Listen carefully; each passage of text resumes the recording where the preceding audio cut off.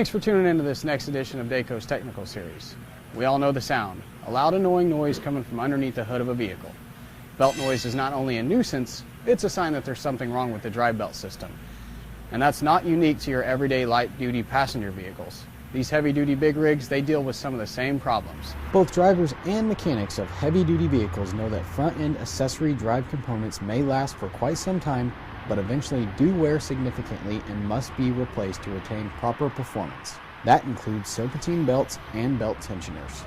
Every application and environment condition is different for these big rigs, on-road or off-road.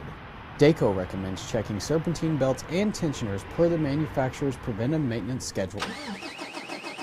For this video, we are working on a 2007 Volvo VN Series truck with a VE12 engine. This truck has over 928,000 miles on it and is due for a look under the hood. First, before beginning any work on the engine, make sure you have taken the necessary safety precautions, such as setting the parking brake, removing the keys from the ignition, and disconnecting the vehicle's battery. There are several ways to inspect the tensioner while the engine is running.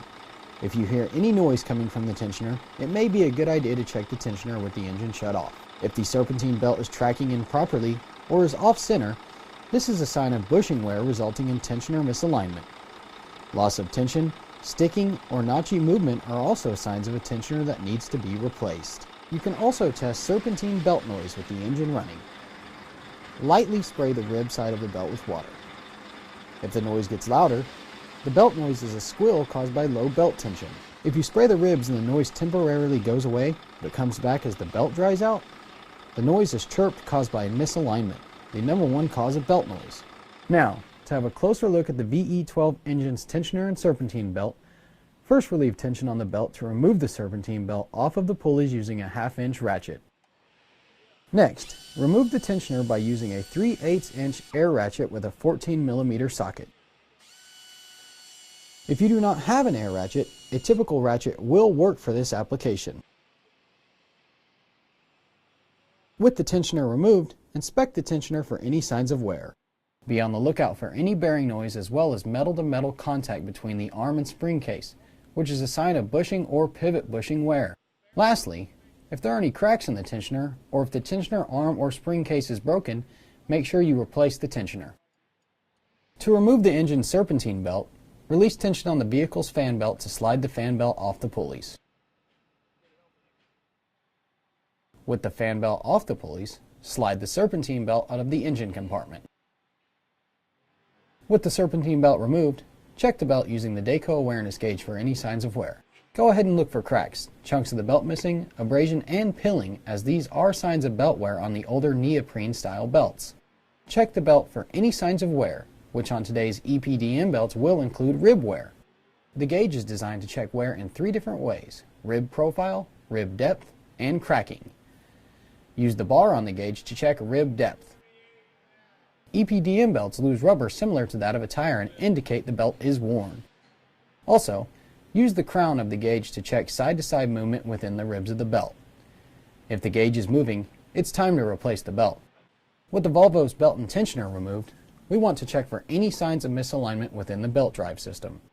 Use Dayco's laser alignment tool, which is available in the Dayco belt diagnostic kit, to check for misalignment.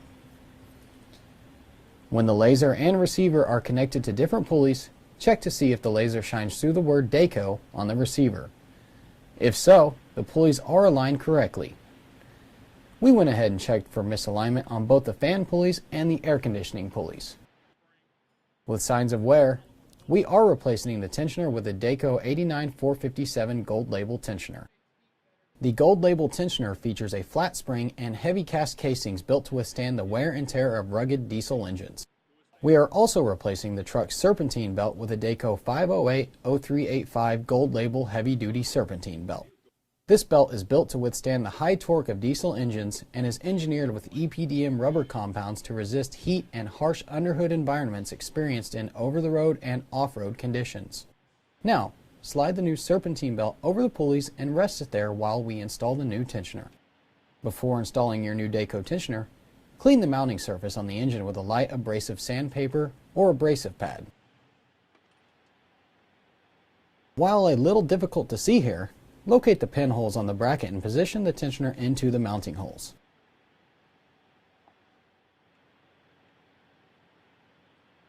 Now, tighten the bolts with your 3/8-inch air ratchet until it is snug. Dayco recommends tightening the bolts to 35 foot-pounds using a torque wrench. Now finish installing the serpentine belt and release the tensioner to provide pressure against the belt. Make sure to go ahead and reinstall the fan belt that you removed earlier, too. After your new belt is installed, reconnect the battery and start the engine. It is important to verify that all belt ribs are aligned properly in the pulley grooves. Having the belt installed one rib off may run for a while, but will eventually lead to belt failure. If satisfactory, run the engine for a few minutes to seat the belt.